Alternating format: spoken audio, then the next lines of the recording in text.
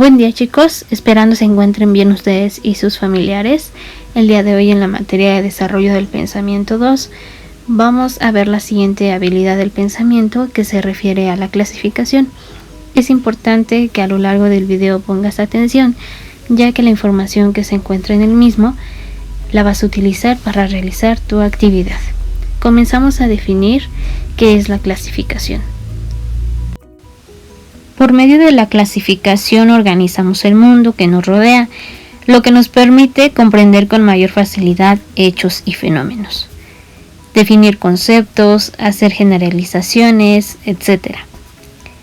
Por lo tanto, la clasificación va a ser un proceso mental que permite realizar dos tipos de operaciones. La primera es agrupar conjuntos de objetos en categorías denominadas clases. La segunda, establecer categorías, esto es, denominaciones abstractas que se refieren a un número limitado de características de objetos o eventos y no a los objetos directamente. El poder identificar semejanzas y diferencias constituye una habilidad previa, requerida para poder comprender y aplicar el proceso de clasificación. La clasificación es, según de Sánchez M.A. en 1995, un proceso mental que permite agrupar personas, objetos, eventos o situaciones con base en sus semejanzas y diferencias. Es una operación epistemológica fundamental. La clasificación permite identificar personas, objetos, eventos o situaciones que jamás se han visto, identificar o definir conceptos y plantear hipótesis. Permite realizar dos tipos de operaciones mentales. La primera, agrupar conjuntos de personas, objetos, eventos o situaciones en categorías denominadas clases. Y la segunda, establecer categorías conceptuales, esto es, denominaciones abstractas que se refieren a un número limitado de características de las personas, objetos, eventos o situaciones, y no a las personas, objetos, eventos o situaciones directamente. Por ejemplo, los conceptos de psicólogos, informáticos, agricultores, perecederos, climatológicos, sobrenaturales, deportivos, musicales, etc. Para separar un conjunto de elementos en clases se necesita dividir dicho conjunto en subconjuntos, de modo tal que los elementos de cada subconjunto compartan las mismas características esenciales. Las características esenciales son aquellas características compartidas por un conjunto de personas, objetos, eventos o situaciones. Se utilizan para agruparlos con base en sus semejanzas y diferencias. Constituye una operación de pensamiento fundamental. Ejemplo de características esenciales son las siguientes. Conjunto de personas. Ejemplo, papá, hermano, tío, abuelo. Son personas de una misma familia. Todos son seres humanos y son del sexo masculino. Tipos de hongos. Es otro ejemplo. Están desprovistas de clorofila. Son multicelulares y no poseen raíces ni tallos. Por lo tanto, cada subconjunto constituye una clase o categoría conceptual, concreta o abstracta. Se determina el concepto y se especifican las características esenciales que lo definen y que permiten identificar ejemplos y contraejemplos. La habilidad para identificar características esenciales ayuda a distinguir entre lo accesorio y lo esencial de un objeto o situación. Por ejemplo, las guitarras. ¿Cuáles son sus características esenciales? La caja de resonancia, el mástil unido a la caja, las 6 cuerdas, las 6 clavijas para graduar la tensión de las cuerdas, la cabeza para sujetar el otro extremo de las cuerdas. Por lo tanto, la guitarra debe de tener todas las características esenciales para ser guitarra. De lo contrario, podría ser otro instrumento parecido. ¿Debe tener un capotastro una guitarra para ser guitarra? No, Esa no es una característica esencial, es un accesorio.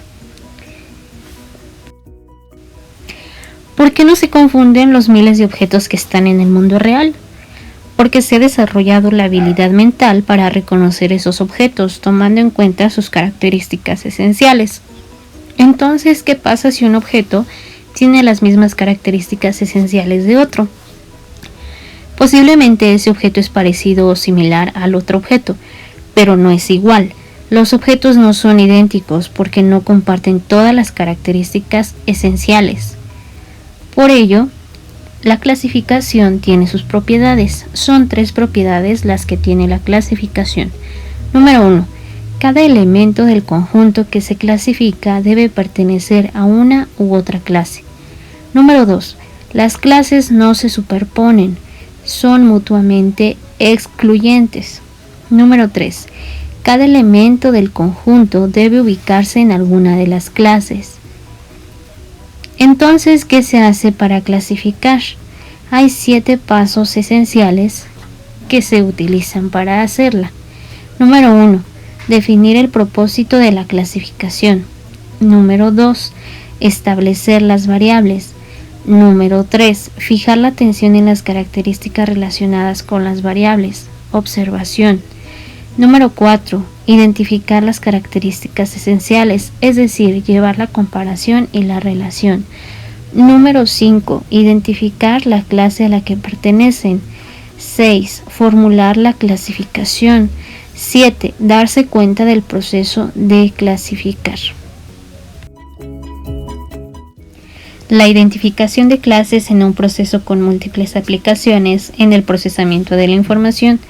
Por ejemplo, número 1. Permite organizar el mundo real en categorías. Esta categorización facilita comprender los hechos, los fenómenos que ocurren alrededor de las personas y facilita el predecir las características de personas, objetos, eventos o situaciones, a partir de estos en determinadas categorías. Número 2. La clasificación es la base de la definición de conceptos. Mediante este proceso es posible, al identificar sus características, distinguir ejemplos y contraejemplos. La definición de conceptos mediante la clasificación es un ejercicio que amplía la posibilidad de autoaprendizaje y eleva el nivel de abstracción del estudiante. La mayoría de las definiciones en el diccionario están elaboradas a partir de criterios de categorización, o sea, de pertenencia a alguna clase. Número 3. Las investigaciones demuestran que la categorización facilita la memorización y el aprendizaje significativo. Por esta razón se prefiere presentar los conceptos o sus asociaciones organizados en estructuras de clasificación. Un ejemplo son los mapas conceptuales. Número 4. La clasificación, además de su utilidad intrínseca como proceso, es un punto de partida para desarrollar otros procesos de más alto nivel cognoscitivo, como la clasificación jerárquica, la evaluación, el análisis y la toma de decisiones. Ejemplo de clases de vegetales: vegetales rojos, vegetales verdes, vegetales anaranjados, vegetales redondos, vegetales con hojas, vegetales alargados. Las propiedades de la clasificación son 3. Número 1.